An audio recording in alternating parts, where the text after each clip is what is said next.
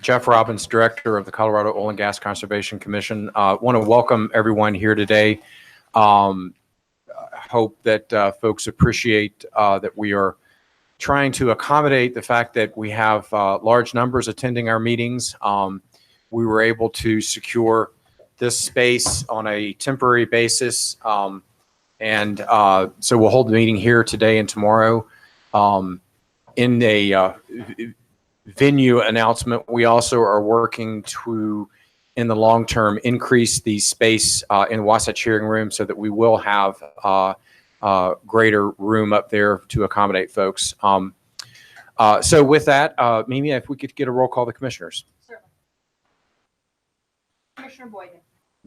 Here. Commissioner Eaton. Here. Commissioner Gibbs. Here. Commissioner Hahn. Here. Commissioner Hopkins. Here. Commissioner Putnam. Here. Commissioner Jolan. Here. Commissioner Mesner. Commissioner Overture. You have 7 out of 9 commissioners present. Thank you, Mimi. Commissioners, we want to be nimble here. And the fact that we don't have the full commission, one of the things that we were going to do today was elect chair and vice chair. I would suggest that maybe it would make some sense to push off the formal election of chair and vice chair until you get to know each other a little bit better and we have a full quorum of all commissioners. So if there's consensus on that, perhaps we could have a motion today to elect a chair for this hearing cycle, which is today and tomorrow, and then we can have a full motion for chair, vice chair at our July hearing. Director? Yes, sir. That's fine with me. And I think for purposes of today and tomorrow's sessions, it would be good to have Commissioner Gibbs serve as Chair Pro Tem, I guess, if that's the right term. I think it is. I would move that. Second. Do a roll call or? No, as long as it's unanimous. Okay, we just can see a showing of hands or audible. All in favor? Aye. Aye. Do I have to vote? No. Any opposed? Okay, seeing that as a unanimous election of Commissioner Gibbs as Chairman Pro Tem, I will turn the hearing over to Chairman Gibbs. Great. Thank you, Director Robbins, and thanks, everyone. And I think that does make great sense to have a full vote once everyone is here, all the commissioners are here. So we have a full couple days before us here, and want to thank Director Robbins and staff for accommodating, finding a little bit larger space for everyone here. Hopefully this is a little bit more comfortable than the previous room, at least for today and tomorrow. First up, we have public comments, and we have a few folks that have signed up online. But the general rules are we limit public comment to 2 minutes. Kyle will keep track of the time frame. I ask you all to, when you come up, be respectful. This isn't a baseball or football game. I don't want to see any hooting and hollering. But I know there's very strong opinions on multiple sides of oil and gas issues. But just please be precise and be respectful the Colorado way. That's what I ask for you all to do. I'd like to first start to recognize any elected officials that may be here for public comment. I'd like to invite any of them to come forward first if we have any. Okay, seeing none, I'll then move to the folks that signed up online first. Is there a Sam Bradley here? Okay, we'll come back. Sunshine Benoit. Okay. Ramesh Bat. Guess they signed up online, but maybe they're parking still. Gazelle Hertzfeld.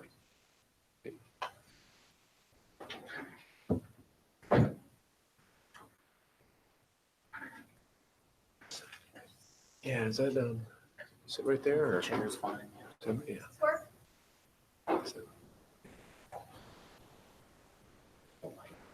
My name is Giselle Hirschfeld, and I'm 22 years old. Ma'am, hi, I'm sorry. Is that little light on the front of it, is it red or green? If you press the button to turn it green, then, okay. Does this work? Testing.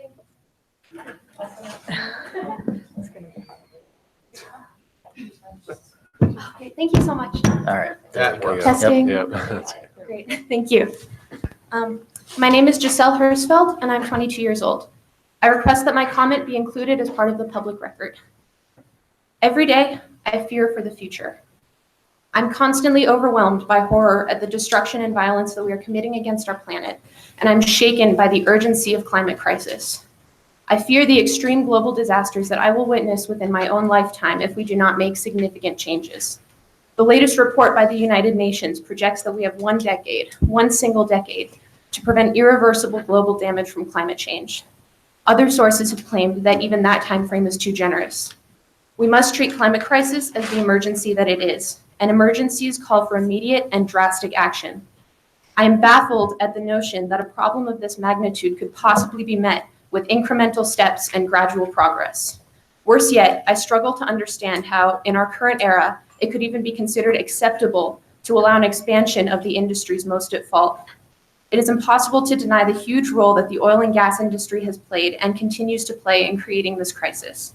The fact is, we cannot afford any expansion of oil and gas wells. Our planet is being destroyed, our communities are being drained, and our futures are becoming increasingly dire. Any public figure who claims to care about climate crisis or claims to be committed to a shift to renewable energy cannot possibly justify approving new extraction permits or granting any new compromises to this multi-trillion-dollar oil and gas extraction industry. We need to curb our extraction and our carbon emissions, and we need to do it now. Therefore, my request is that you immediately fulfill your obligation under the new law to regulate oil and gas, rather than continuing to foster oil and gas development. It is your obligation to prioritize public health and safety in the permitting process. And I ask that you consider the long-term health and safety risks of fossil fuel extraction, as well as the impacts of climate change on our state. Please ensure that this commission has a 10-year plan to phase out oil and gas development and make a commitment to actively work towards the state goals laid out in House Bill 1261, which call for a 50% reduction in greenhouse gas emissions by the year 2030 and 90% by 2050. Finally, I request a pause in permitting during the rulemaking process. This is the only sound way to ensure that the new law is being upheld and to allow for proper due process under the new law. Thank you for listening. Thank you. George Purvis.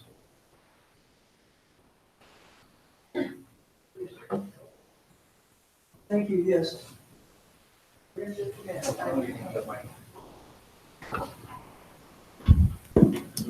Yeah, thank you. George. I'm happy. Where would you like me? Sit down. Thanks.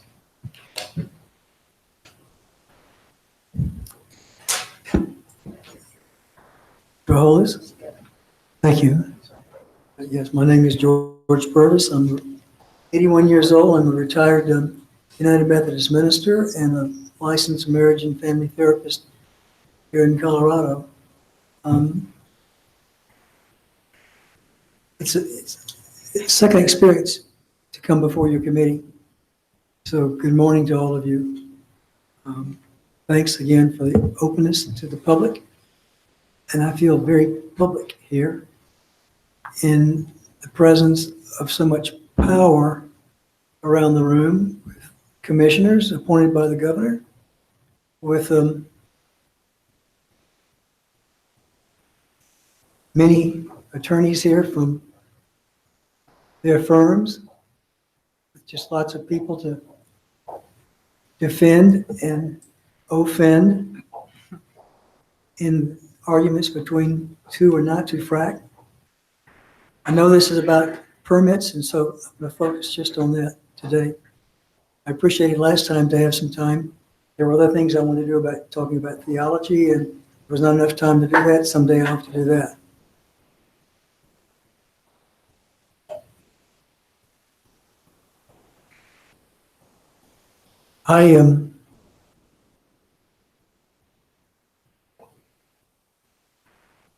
I've wondered for many hours how to best use the 2 minutes.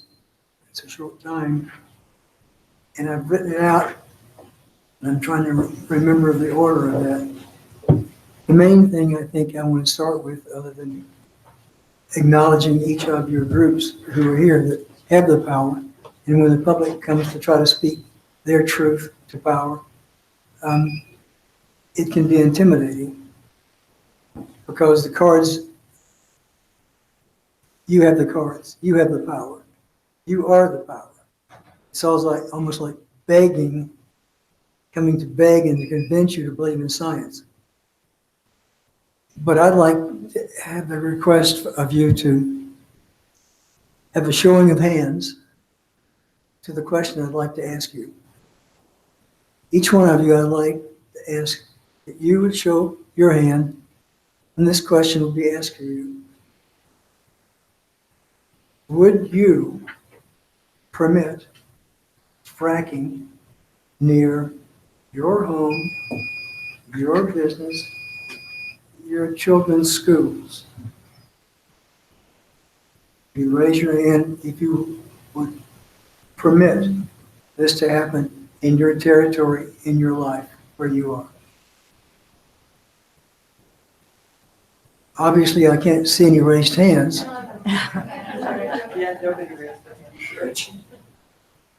Well, I must say it doesn't surprise me. So I must say, in follow-up of that, for you then to go out of here to anywhere in the state and fight for permits to frack on other people's property and land is problematic. What right do you, as a citizen, as an upper-class citizen, wherever you live, and to not be willing to have fracking around you, to go to somebody else and do that? Mr. Purvis, can you please wrap it up? Your time has expired. Thank you. Another last question. Which of us is blind?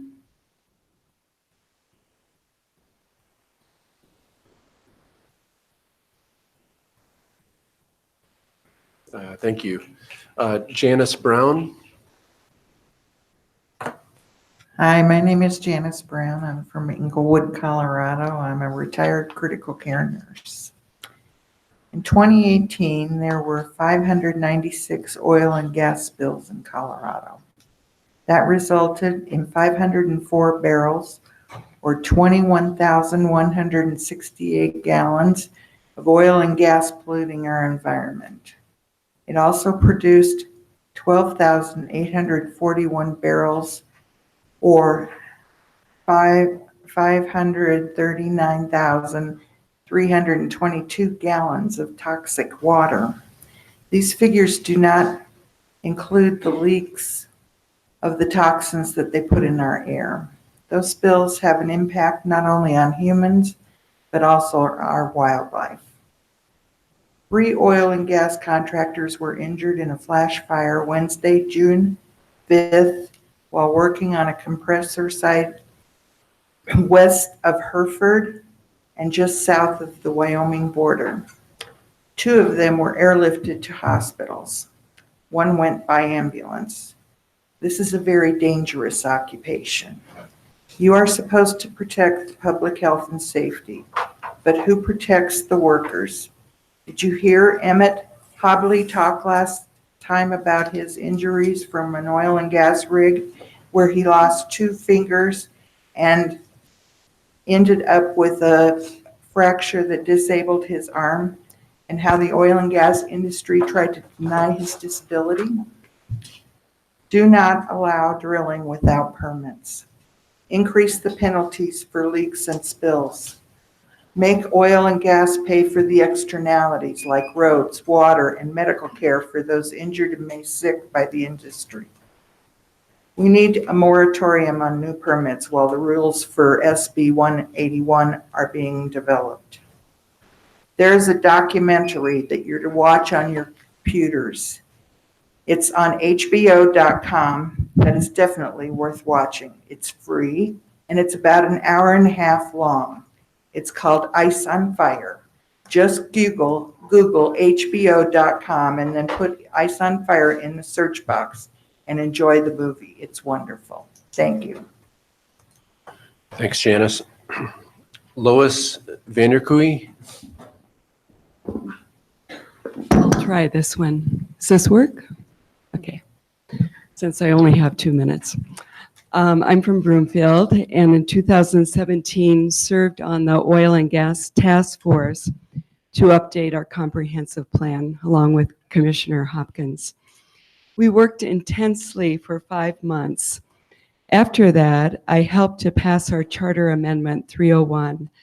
Like Senate Bill 181, 301 mandates Broomfield to regulate industry by prioritizing health, safety, environment, and wildlife over industry profit, and also to use more local control, including land use and police powers.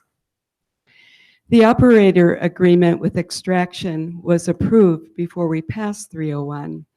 301 passed by a large majority, despite being hugely outspent by the industry. The task force was pressed to work quickly. We were implicitly told that we could push the industry to do better, but had to honor the preemption doctrine, which gave us little power. We were threatened with lawsuits, even regarding our relatively weak buffer zone matrix. A minority of us tried to fight for stronger protections, such as more due process, restricted chemicals, and setbacks that took seriously health studies and historical accident data. Our voice had little impact.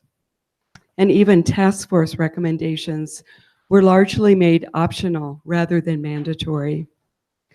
Now we hear the industry touts Broomfield's work as exemplary. Well, their work is lacking, as shown by this commission's notice of alleged violations against them on the agenda for the second month in a row. They don't always follow the operator agreement. We've had major route, road, and traffic dangers, complaints of odor and breathing difficulties, protected wildlife habitat destroyed. My time is up. Okay, so things have been so bad, most council members no longer trust extraction and recently voted unanimously for a moratorium to update our regulations in light of 81. Please slow down too and listen carefully to us impacted citizens. Do the intent of 181 justice. Thank you. Thanks, Lois. Evie Klent.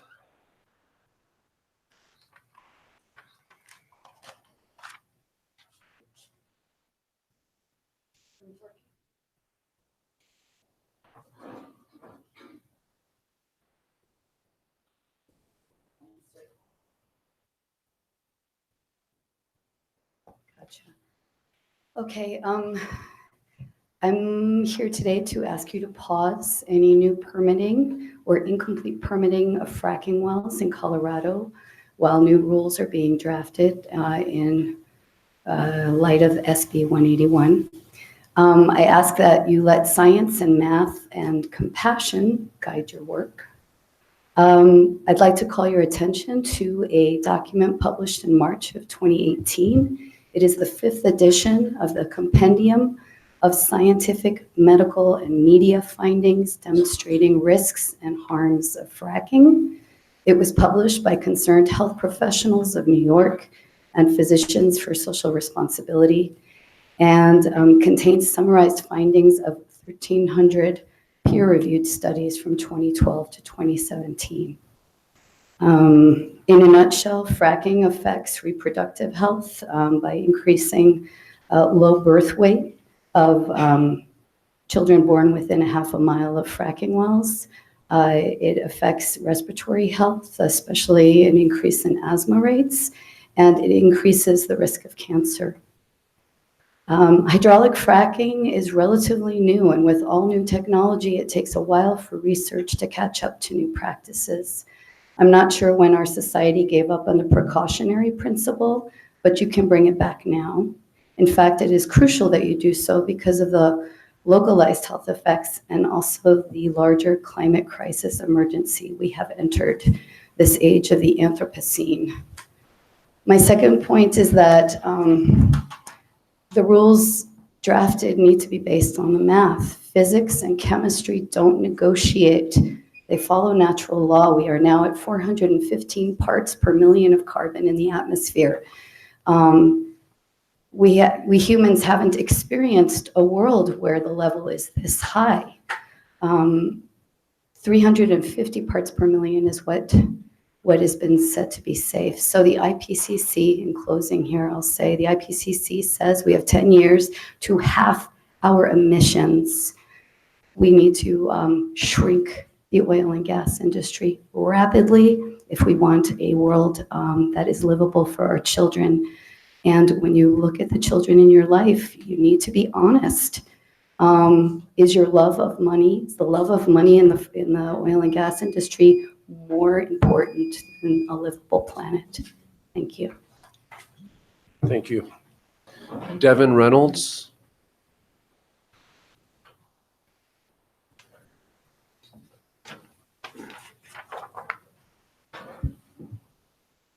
Morning. I'll sum it up in 4 words. Pause the permits now. I'm back at the COGCC. I was really hoping that following the legislative session, I was not going to need to be here in 2019. I was hoping that you all wouldn't need me here to talk to you about these things. I was hoping that the unregulated environment in which oil and gas is operated in Colorado would not exist anymore, that we would have rules and those would be applied. And yet, I find that we are approving permits in spite of the fact that rules have not been put in place yet. I hoped that the promise of SB 181 would be fulfilled, that the needs of Coloradans, in particular for clean air, and at least in my case, a livable future, a livable climate, would be prioritized. So it astounds me that we're comfortable, and I include myself here, you guys are my government. We're comfortable approving permits when we don't know enough about health and safety risks specific to Colorado, specific to these sites. We haven't done the research to invoke strong rules to regulate them. We also aren't yet considering systemic impacts on our health, our air here in Denver, across the Front Range, on our climate. I found out yesterday that the permafrost in Russia is melting at a rate not expected for 90 years. That means the IPCC report is way behind schedule. And so I ask you, as long as we have not considered the citizen groups' requests, as long as these rules are not in place, to halt the permitting, not just slow it down, which I know you have, but halt it altogether. Call for a moratorium, put one in place, and this is a perfectly reasonable logic to do it by. Please do your work in upholding the promise of SB 181, the promise to protect the health and safety of Coloradans by pausing the permits now. Thank you. Thanks, Devin. Please, Thank you. Margaret Furr.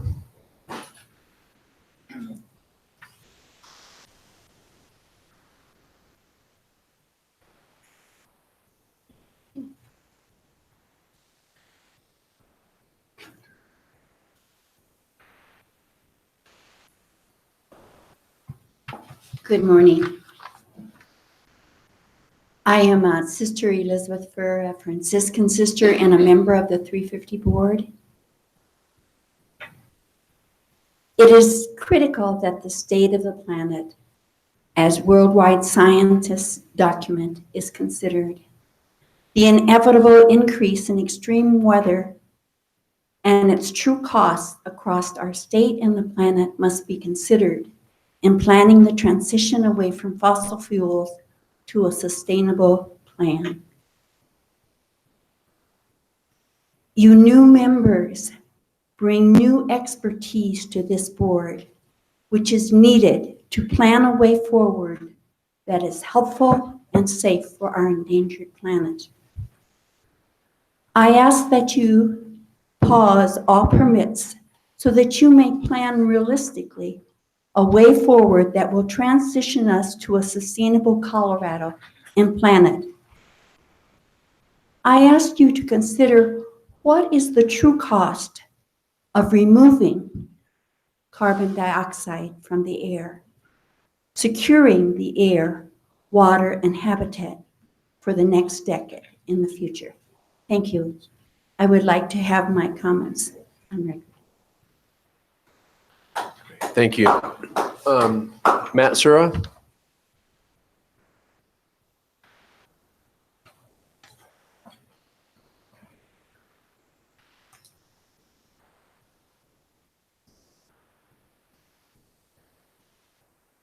Good morning. My name is Matt Sura. I'm an attorney, oil and gas attorney. I'll be talking to you later during the rulemaking. Look forward to spending a couple of days with you. I regret that I have to be here today, but in reviewing the agenda that was put out last week, I recognized that my client is being forced pooled, and that is on the consent agenda at 1906-00384. My concern is that they weren't given any of the legal notice required. They weren't given an offer to lease, a written offer to lease. They weren't given any of the materials, the letter to allow them to participate in the oil and gas well. They were not given notice of this hearing. I've been working with them for the approximately last 3 months. They live in northern Weld County. They've got about 2,000 acre ranch and about 800 acres of net mineral acres. They contacted me on their phone. They don't have email. They don't even have a mailbox.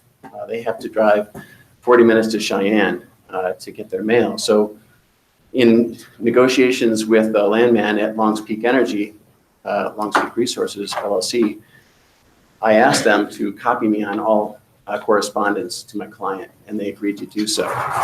They never sent anything. They never sent anything to them. They never sent anything to me.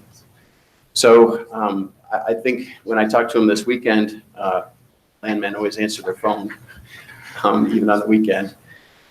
He apologized, said that he didn't know that the force pooling was occurring, and he would have notified me. He says that's not the way Longs Peak does things.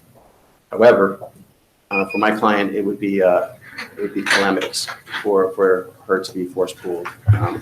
Buster and Sylvia are 76 and 80 respectively, still working the ranch. Matt, little can snowstorms. you hold for 1 minute? We're going to have Mimi chime in on this because I know this will be discussed later on. Yes. Thank you, Mr. Sura. We did receive the motion that you filed late last night. I have provided that to the hearing officer, Mr. Eden, and so we are looking into this matter. We do appreciate you bringing that to our attention. And please be assured that if we confirm that, notice hasn't been provided, et cetera, that matter will be removed from the consent agenda tomorrow. I appreciate that. The reason for them to get to Denver tomorrow for that hearing, if it was to be brought off the consent agenda and still heard, would require me going to pick them up because Sylvia said, I wouldn't drive into Denver for love or money, and they haven't driven into Denver in over 20 years. I'm happy to do that, but I just would need to know ahead of time. Yes, certainly the matter will not be able to be heard regardless because notice for that hearing hasn't been given. So if we do confirm that they were not provided notice of the application, that matter will be pulled from the consent agenda and there would not be a hearing on the pooling application tomorrow. That would have to occur at a later date. Okay, thank you so much. Okay, that is all that I have that is signed up. Is there anyone else here that would like to testify for public comment that is not yet signed up? Yeah, Chairman, please. may I make one more point? Sir, no, there's another gentleman that hasn't spoken yet. Sorry. Please come forward and introduce yourself.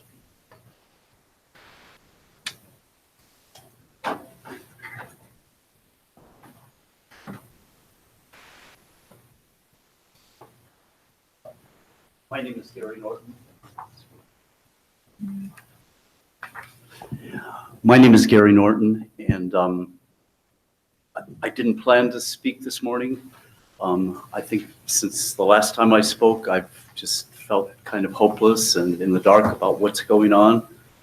I'm looking at this agenda here and seeing that maybe if I spent more of my day here, I'd have a better idea now of what the commission is doing.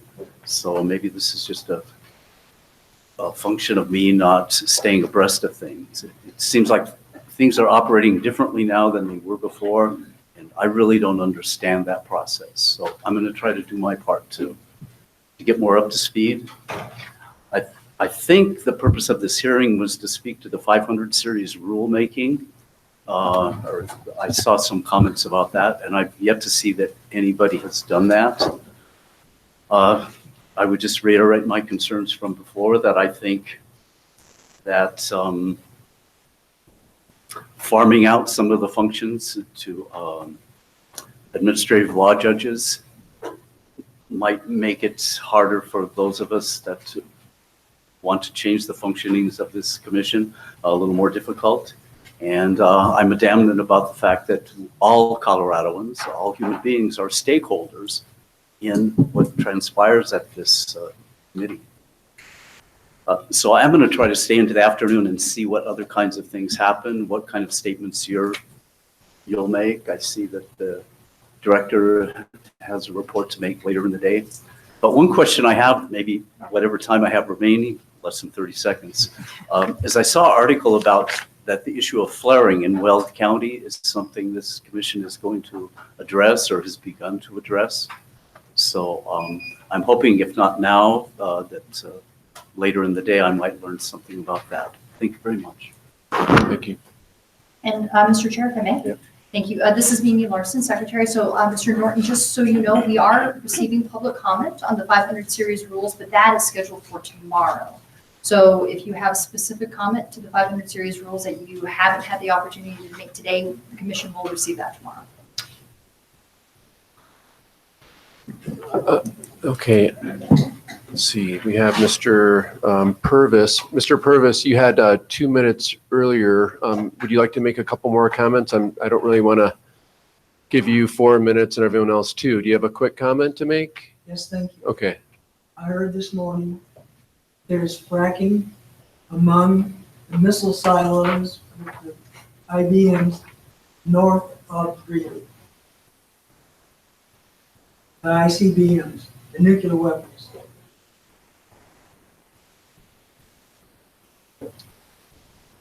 Right. Thank you. Would anyone else like to make any comments before we move on from public comment period? I don't see any hands. Okay, let's move on.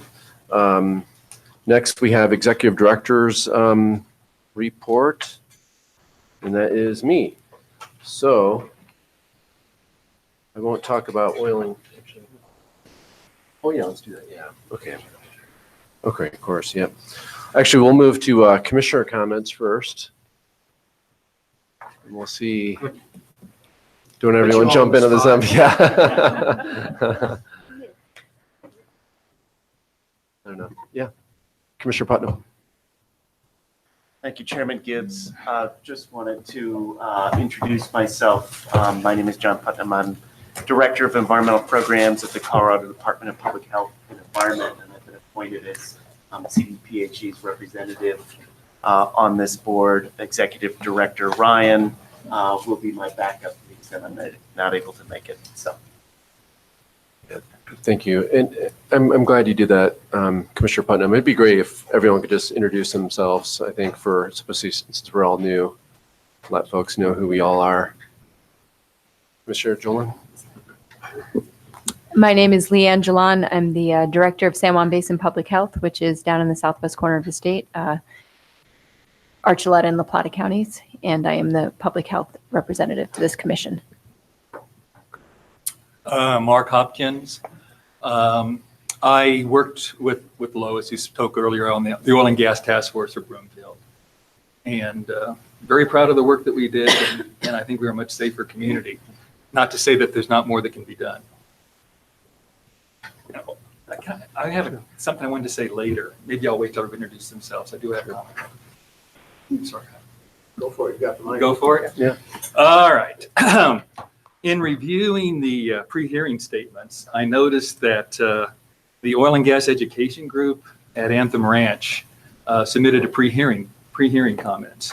And I just want to let everybody know I worked very closely with the Oil and Education Group during our time when we were doing the work for Broomfield on the Oil and Gas Task Force. And they're a very fine group, excellent leadership. And in light of their comments, which I didn't help prepare and didn't review, I decided that as with my new role that I resigned from that particular group. I used to give talks to the group about what was going on in Broomfield, but in light of this new responsibility, I've resigned from that group. I just want to let know that I don't have an association with that group at this particular point, but they're a really fine group of people.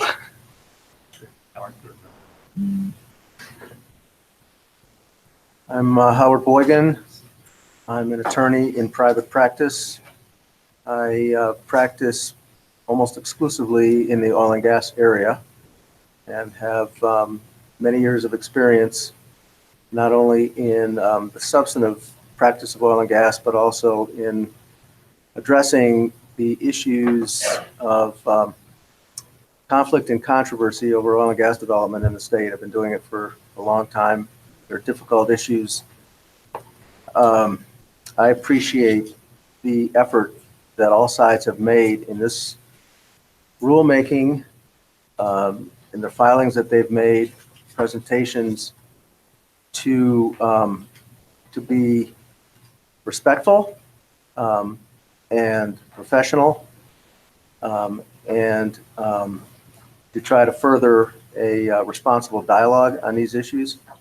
I know they're tough. I know they're controversial. People have strong feelings, and we have a lot of tough work ahead of us. But I do appreciate the efforts that people have made to participate responsibly in the process. And I'm Dan Gibbs, Executive Director of the Colorado Department of Natural Resources. And my background, I won 3 terms as a Summit County Commissioner. And before that, served in the state Senate and state House. And before that, worked for Congressman Mark Udall for about 6.5 years when he was in the House.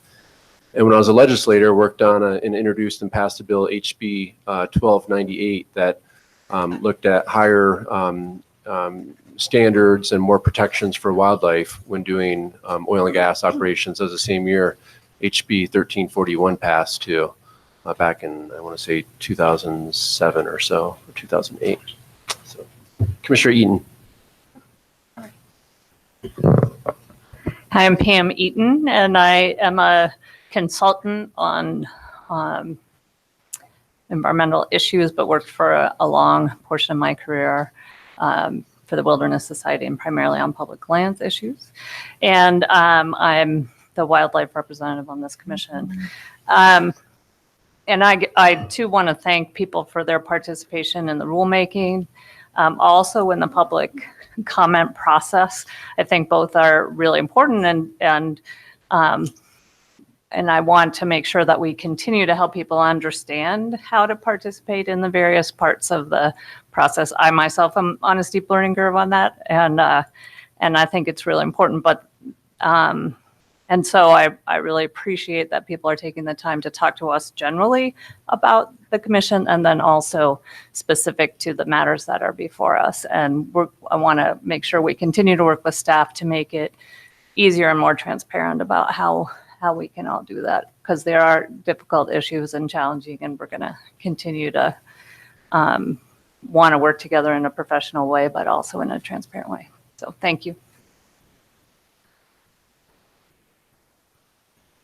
Thank you all for being here. My name is Brenda Hahn. I am a veterinarian and a rancher in northern Weld County in the midst of lots and lots of oil activity right now. I would like to say that I actually last night, one of the things I wrote down on my notes to myself for today was we need to talk about communication, and we need to figure out how to improve communication between the COGCC and every person in Colorado. I'm personally reaching out to as many people as I can on all sides of this issue to learn as much as I can, as fast as I can. And I think it's important that you continue to give us your input, because I want you to know from my standpoint, I listen very carefully to everything everybody says. And I think that we all will do that. And I think a frustrating fact here is that as a new commissioner, I thought that we could start meeting, crack the whip, and things were going to happen immediately. And I learned very quickly that's not the case, that there is a process. And I know it's frustrating, but we have to go through the process to get to the end that we're all looking for. And I hope you can be patient with us and understand that we are truly listening. Thanks, Dr. Hahn. Okay, next up is Executive Director's report, and that's me. And a couple items I'd like to share with everyone. If it was not rainy and we could see the mountains out to our west here. I live in Breckenridge, and I guess they're saying there could be a chance of snow tonight, believe it or not. So it's been a long winter, as anyone knows that's been up there skiing, and our snowpack is about 500% of average statewide. And as a result, we're going to experience, much later high flows of rivers and so forth. So the Colorado Department of Natural Resources, we've been working with a lot of communities around the state to plan for possible flooding. I've spent a couple days in Lake City, where they actually had about 28 different really large scale avalanches come down on County Road 20, which anyone that has climbed Uncompahgre 14er, it's a very popular 14er, that you may know that road, but just enormous amount of debris. Just picture a mountainside, many mountainsides just scraped, like clear cut, and all the tree and debris is just on top of this Henson Creek. So you can imagine as it warms up, the snow is going to melt, the debris, the trees and so forth are going to eventually, come down the river. And so we were in the process, we just completed demolishing one of our old hydro dam in Lake City to allow room for more debris to kind of head through that area. So I'm keeping my fingers crossed for not only Lake City, but other communities that may experience, flooding over the next week or so. Historically, we see peak flows first week of June in most of the high country. So, but we are working hard with communities to try to remedy and bring as much resources as possible. Parks and Wildlife Director, he just started a couple weeks ago, Dan Prinsloo. He's been on staff for about 33 years. So that's my largest division, part of the Department of Natural Resources, and really excited to have him on board. So he's working hard to look at managing for that particular department. I'm working right now on an interesting model with U.S. Forest Service on a shared stewardship model. And whether it's wildfires or managing recreation or wildlife, for example, wildfires don't know the difference between federal, state, and private lands. Wildlife don't either. And so I'm working closely with the U.S. Forest Service to have a shared MOU agreement where we could look at management strategies and how we can make decision-making together.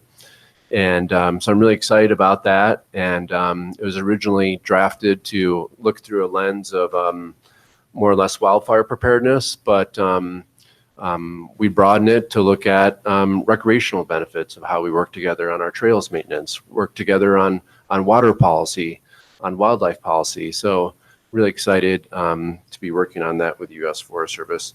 This was a big year for water in the legislature. There was $20 million that was associated with what's called the Colorado Water Projects Bill, CWCB bill. And there was also another $10 million that went towards water plan implementation. And so in the next few weeks, we'll be organizing what's called demand management working groups. And those meetings will occur throughout the state of Colorado to really look at, with less water in the Colorado River, we know that, how we work together to remedy that situation. So we have a variety of different groups that are represented, part of these working groups, environmental community, ag community, recreational interests, wildlife interests. and looking forward to having those discussions statewide. Really recognizing the fact that I would say, climate change is a huge driver impacting the amount of water that we have now and in the future. So I think that's it for my update for right now. Director Robbins? Thank you. Thank you, Chairman Gibbs. Couple of housekeeping measures. We are attempting to get the public Wi-Fi to work down here. So bear with, we're still working on trying to get that up and going. Obviously, we're pivoting, trying to be nimble, trying to accommodate the large groups of folks that want to come to these meetings. So on that front, bear with us. Wanted to speak to the commissioners about rulemaking schedules. I have here, and I'll hand this out to the commission going each way.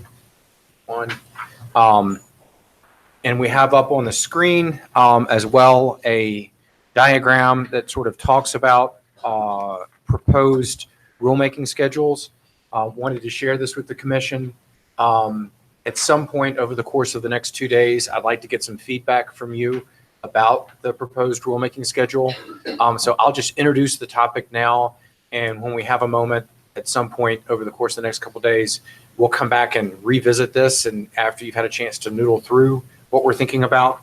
Obviously, if you look at the first category, phase one, we're here today, June 17th, for the 500 series rulemaking. The next triumvirate of rulemakings we propose at staff level is the alternate site analysis. Underneath that is the acronym CDP, that's Comprehensive Drilling Plan. We think that looking at and amending the comprehensive drilling plan at the same time that we look at alternative site analysis, that might make some sense to look at both of those. We're seeing at the commission level a nexus from operators to actually use comprehensive drilling plans, and our current Rule 216 doesn't have a lot of meat on the bones in terms of what that means. So that's one aspect of the first set of rulemakings. The local government provisions is really sort of a placeholder. Senate Bill 181 certainly redefines the extent and depth and breadth of the intergovernmental relationship between local governments and state governments. I have been having meetings with local governments.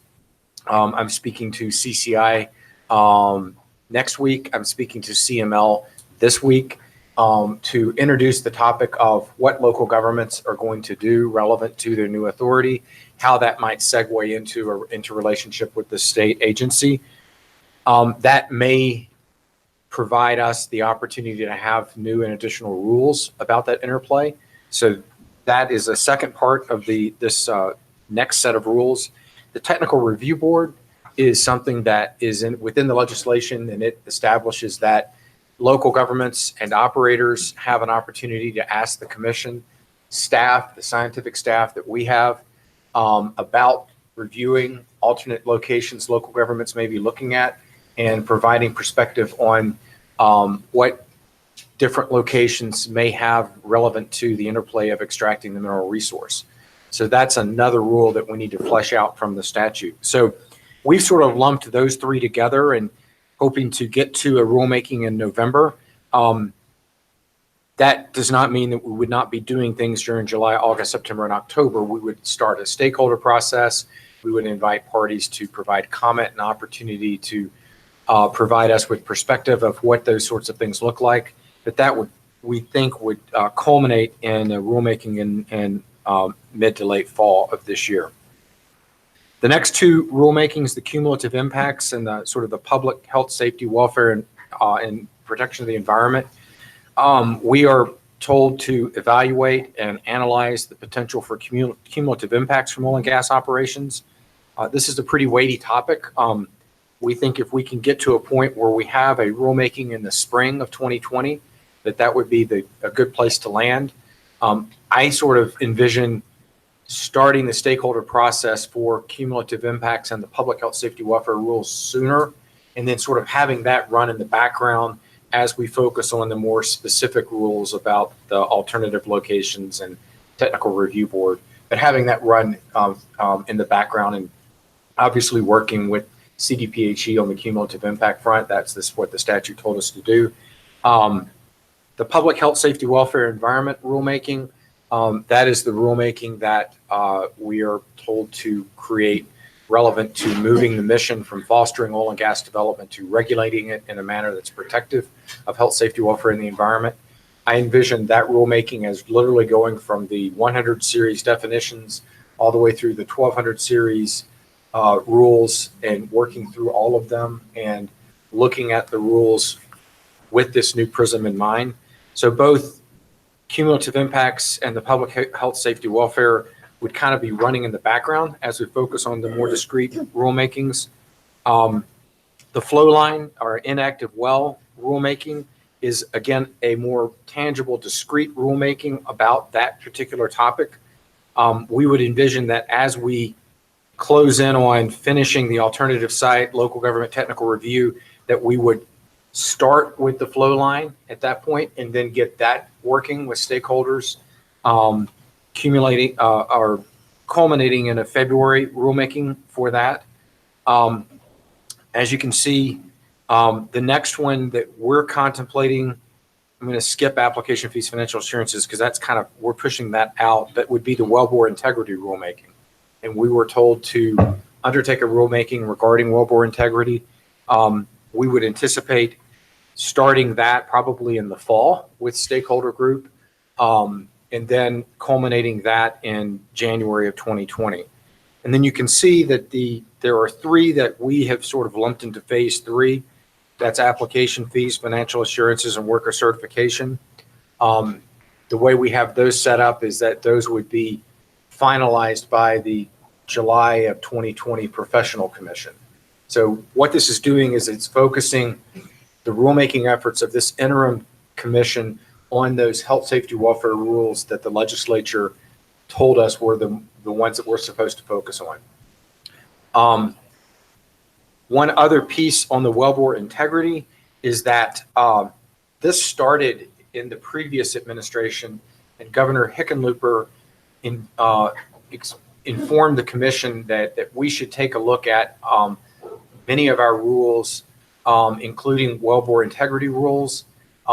Back in the fall of 2017, then Director Lepore asked let me get this acronym right, SOGR, which is the State Oil and Gas Regulatory Exchange, to review our wellbore integrity rules and to provide a report about that.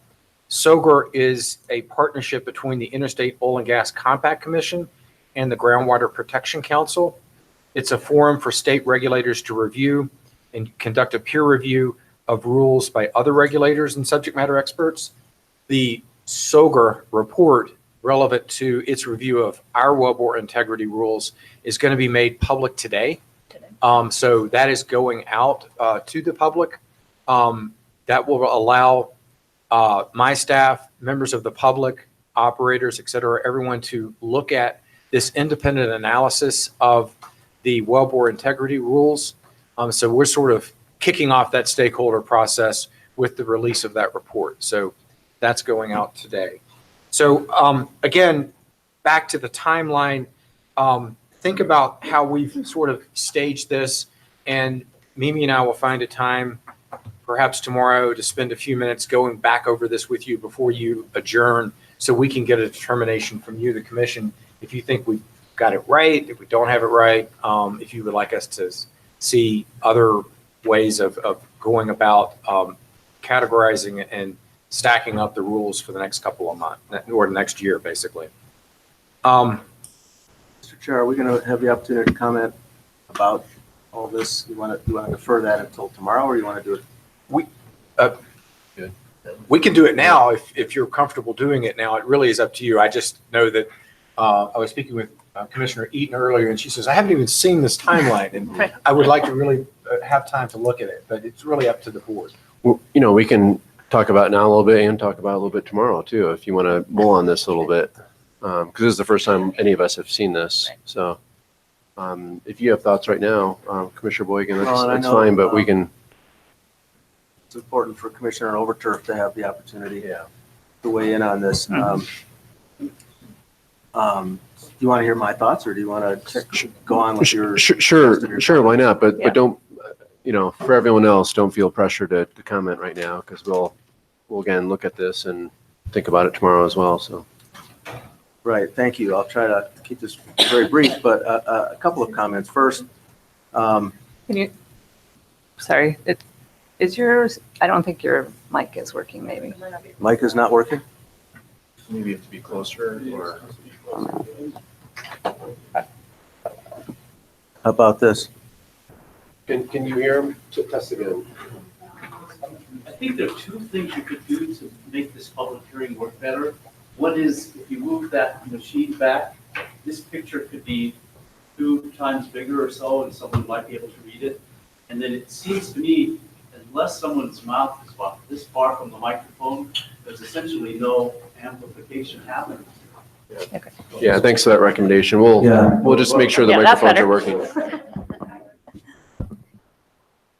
Okay, now I have to be careful what I say.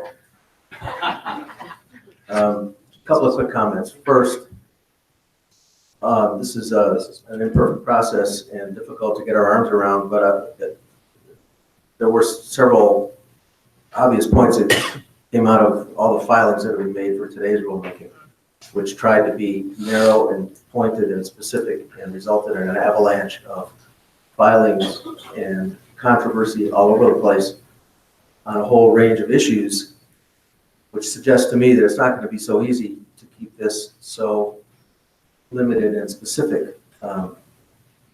And so if today's rulemaking is any indicator, I think we need to get a better handle on how to structure this process.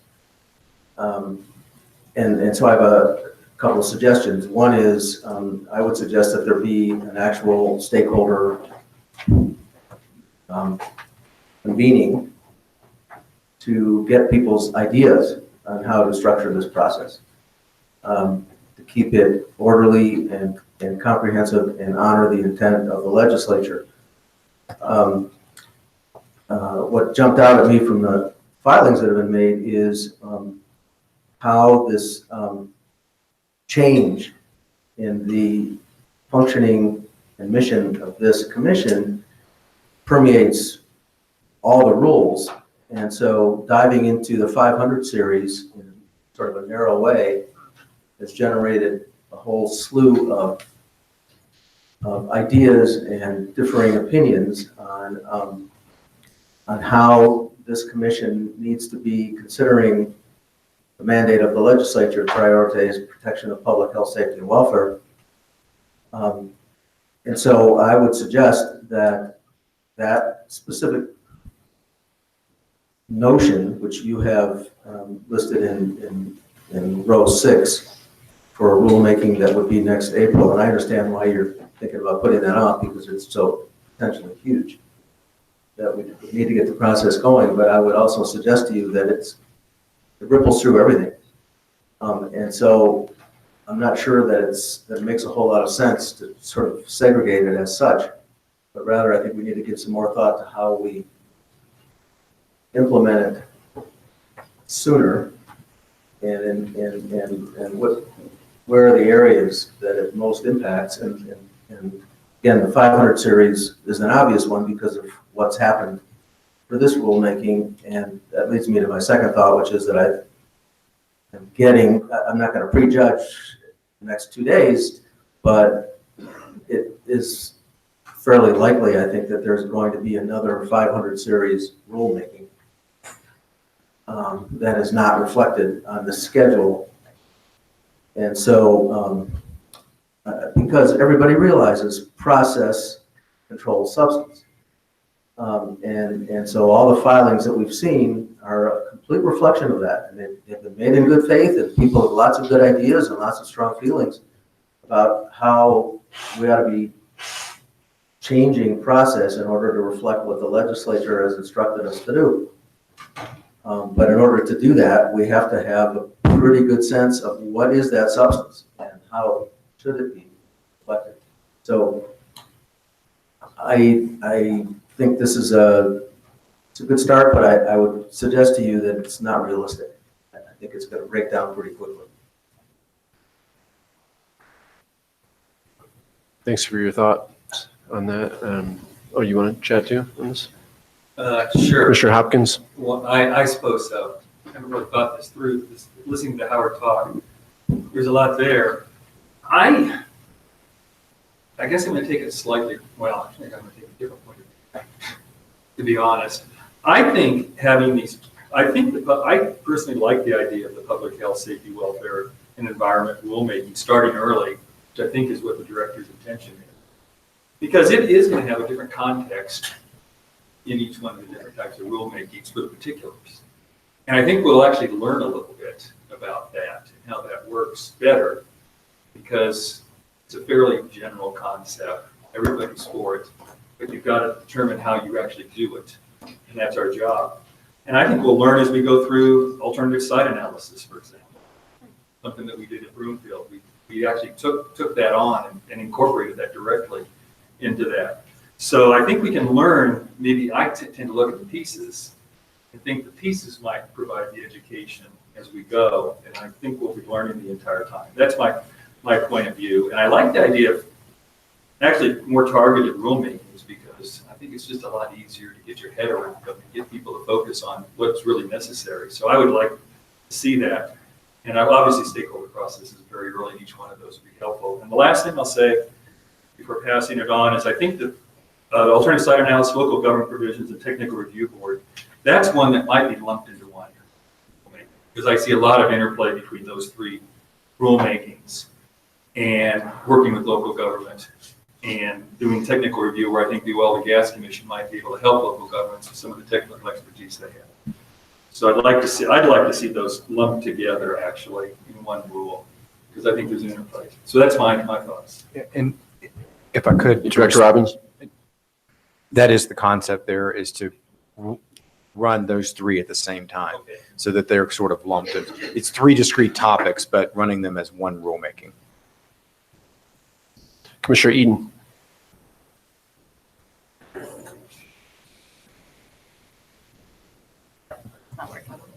I'll try this. See if I can get close enough. Okay, great.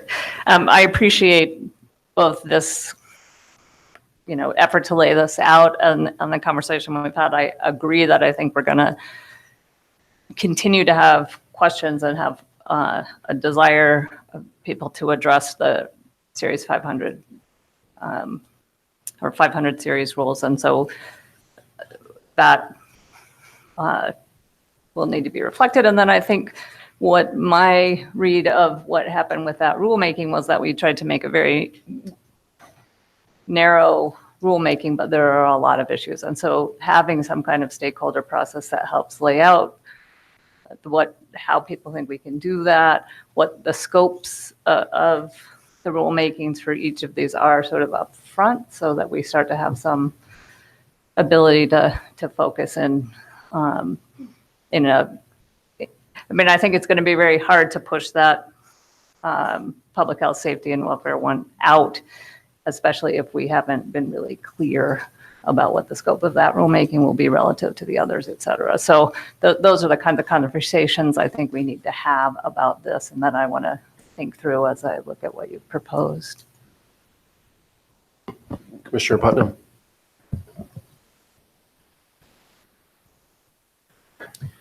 Thank you, Chairman Gibbs, and can folks hear?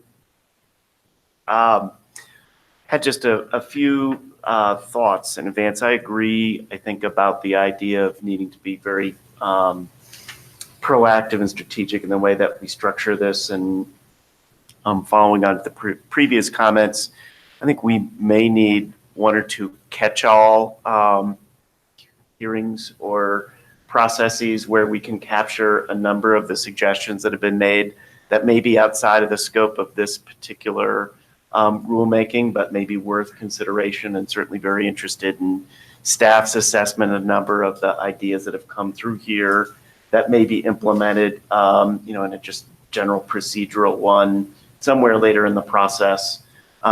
We do need some structure in order to keep this moving, or we'll bog down quickly, but at the same time, I don't want to lose a lot of the other good ideas that may be beyond the scope of what staff, I think, has identified appropriately up front. Did want to comment on a few things that kind of overlap with CDPHE. I think the first relates to the issue of cumulative impacts and the health, safety, environmental provisions. As you know, Director Robbins, our staff has been working together with yours, and we're working aggressively right now to kind of pull together resources and ideas about how to advance the kind of best state on a number of these issues, monitoring environmental provisions. And so look forward to continuing that work, those conversations to hopefully inform the rulemaking that will be coming up. And I think it's important and really appreciate the engagement between the two programs so that really can implement the requirements of 181. As a related issue, as everybody knows, Senate Bill 181 had a separate mandate to the Air Quality Control Commission to implement rules that will minimize emissions.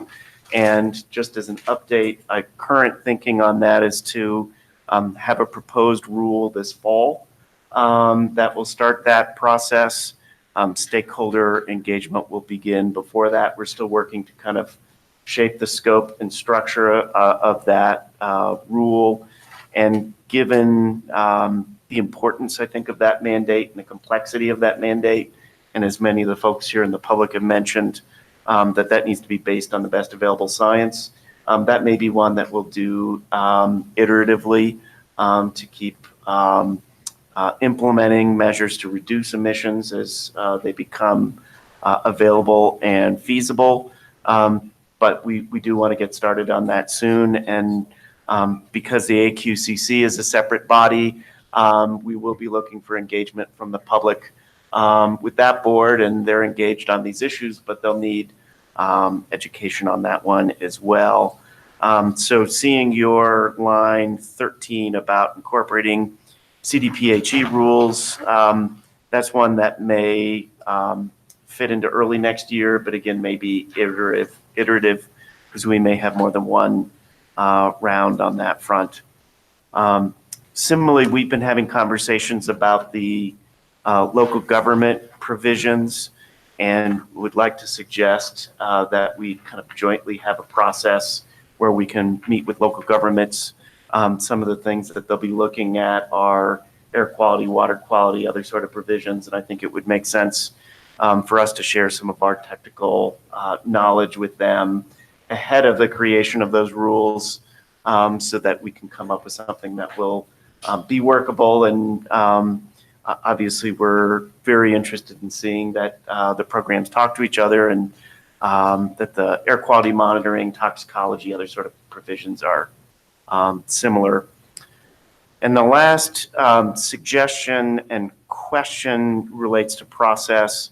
One of the things that we've been talking about at CDPHE and important to us as part of our commitment to health equity and environmental justice is to look at having more of our public comment sessions outside of normal business hours and in locations outside of, for us, Cherry Creek, which is hard for folks to get to, or downtown Denver, which is also hard for folks to get to.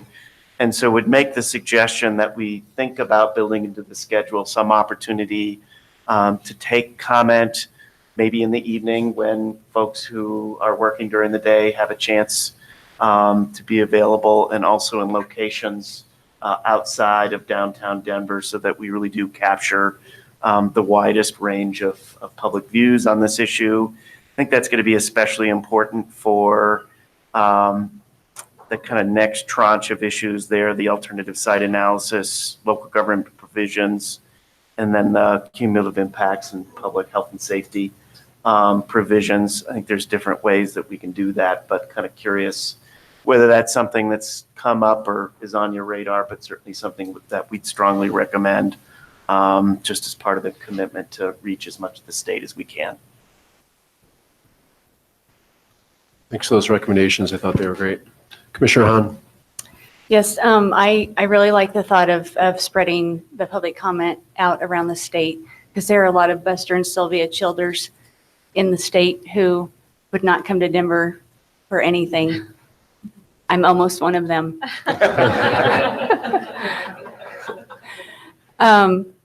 But I think it's so important. Again, I go back to my thought on increasing communication. I think it's so important in some form, many forms, that we increase the communication between the public sector and what we're doing here. And I appreciate the transparency, but I think the back and forth is important, that people feel like they have a voice and can do that without too much trauma. And I had another thought that escaped me. I'll think of it. Go ahead. I'll cut in when I think of it. No, that's good. Good. Oh, yes, I thought of it. I'm wondering is there a reason why wildlife has not been given any dates or put anywhere yet? Director Robbins? Yeah, so the mandate of the commission moved from fostering to regulating in a manner that's protective of health, safety, welfare, the environment, and wildlife resources. And so that one on the middle of the first page is going to encompass wildlife resources as well. So that's under the. So number 6? Yeah, exactly. Okay, thank you. So it's there, it's just not fleshed out. Okay. Commissioner Eaton.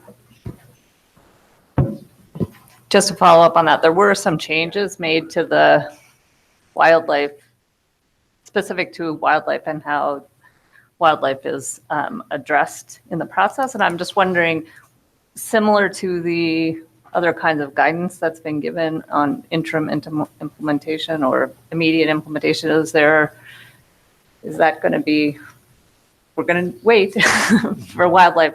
Is the department doing some, or will there be interim guidance on how that gets implemented? Director Robbins? Yes. To answer that question, a lot of this has to do with sort of day-to-day operations and process and what we're doing at the commission as we look at whether a permit should issue in the interim. That gets back to the objective criteria that we published. One of the objective criteria specifically has to do with wildlife. And so if wildlife is an issue with regard to a proposed operation, then that permit gets pulled aside and it gets a further analysis. I have had meetings with Colorado Parks and Wildlife in terms of making sure that they're aware that they need to be looking more critically at those well locations that have wildlife implications. I had a discussion with the director of DNR about that. And so that actually is on an interim basis being reviewed, and we have a process in place. Yeah, Commissioner Eaton, what's really wonderful with this is you have 2 DNR departments, and we're just making sure we're going to be closer aligned. And we've already had some meetings, as Director Robbins said, of how we make sure that CPW staff on the ground understand Senate Bill 181 and how they play such an integral role with this rulemaking process in wildlife. So, yeah. Yeah. Okay. Any other comments? And let's feel free to bring this up tomorrow too if we have any more comments on this. Director Robbins? Yeah. Just a couple of final sort of housekeeping measures from the director's report. Just wanted to inform the commission that as part of our process, I have had multiple meetings with local governments, again, meeting with CCI and CML in the upcoming weeks. I have monthly meetings with local governments set aside between myself, my staff, and local governments. I have monthly meetings with the environmental community as well.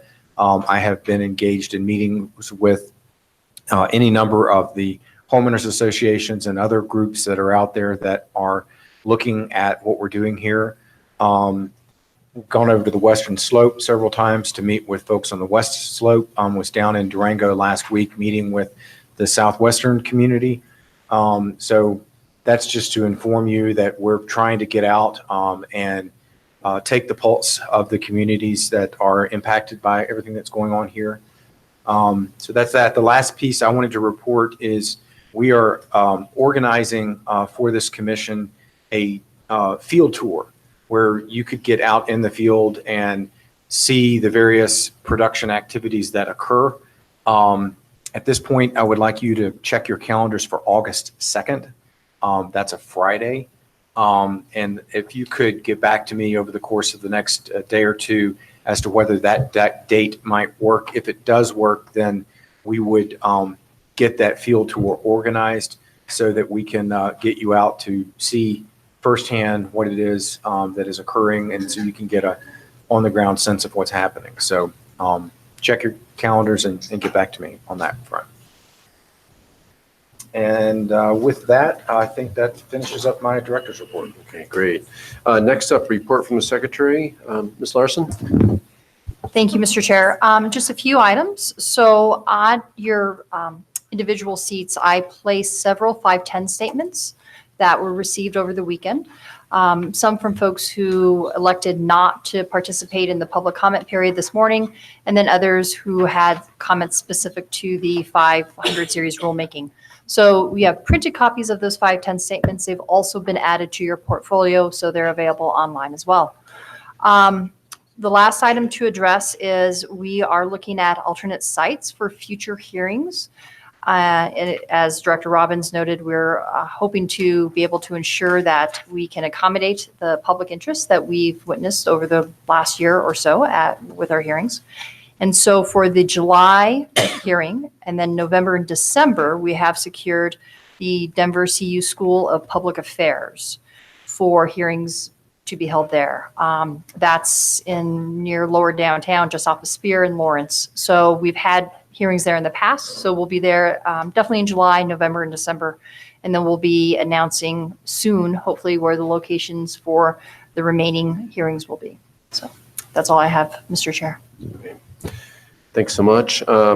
With that, I propose that we take a break and go into executive session. Do we need a motion for that? Yes, Mr. Chair, you do. Okay. Commissioner Eden? I move that we go into executive session. Hold on just one second, Oh, please, sorry, Commissioner. you have to read the. So that's right. Yeah, good memory. This is Assistant Attorney General Kyle Davenport. I have a little script that I have to read. We're required by statute to state what the purpose of executive session is. And I'll do that now. And then, Mr. Chair, I will encourage you to request a motion from the commission to enter into executive session. Pursuant to open meetings law, the commission is entitled to enter into executive session, this regular meeting, for the purpose of discussing pending or imminent court action and to receive legal advice pursuant to Colorado Revised Statutes, Section 246402, 3A, Roman 2. The topics of this executive session were identified on the agenda. They are legal issues regarding the 1041 powers of local governments and implementation of Senate Bill 181, to receive legal advice and analysis on that issue. Pending motions in docket number 1906-00531, which is the 500 series rulemaking, to receive legal advice and analysis on that issue. And finally, to receive legal advice and analysis on the Court of Appeals opinion in the Weld, Air, and Water et al. V. COGCC, case number 18 CA 1147. Mr. Chair, at this point, I invite you to encourage a motion to enter into executive session for the matters and purposes I just named. Great. Thank you, Mr. Davenport. I will entertain a motion. Commissioner Eden. I move that we go into executive session. Great. Is there a second? Second. Okay, Commissioner Putnam has a second. All those in favor signify as aye. Aye. Aye. Any opposed? Seeing none, we'll move into executive session. Yeah. And we will come back, Ms. Larson, at Yes, time? Mr. Chair, at approximately 12:30. Okay, at 12:30, we'll be back. Thanks, everyone, in this room. Yeah, we'll take about a 10-minute break now, and then we'll head to convene. Yep.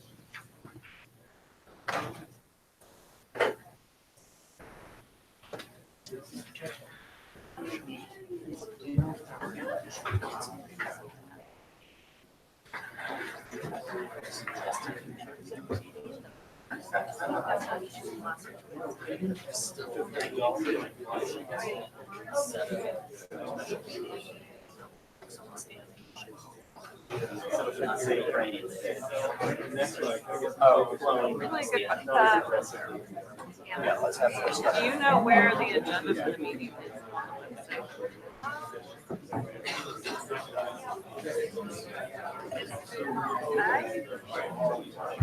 I'll find it.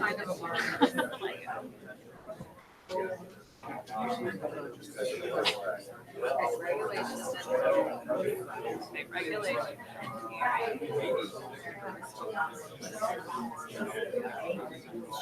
Forms? Oh, here, okay.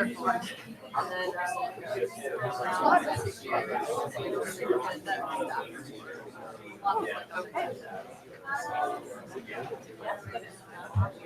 Not yet. No, it's here, it's on here.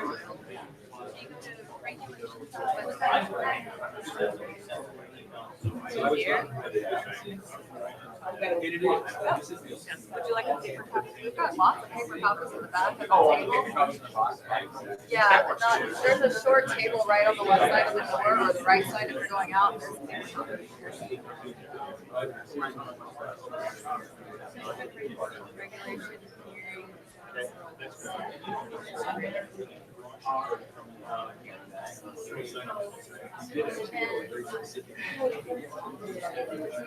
Hearings, and then you just scroll down to today's hearings. There we go.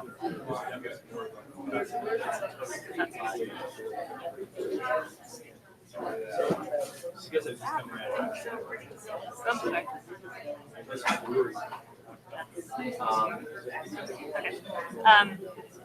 So under hearings, you just scroll down to the date of this hearing, and then you just. Okay.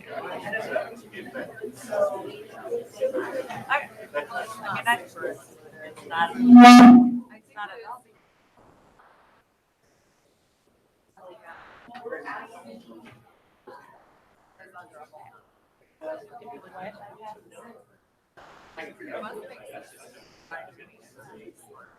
The unfortunate part about having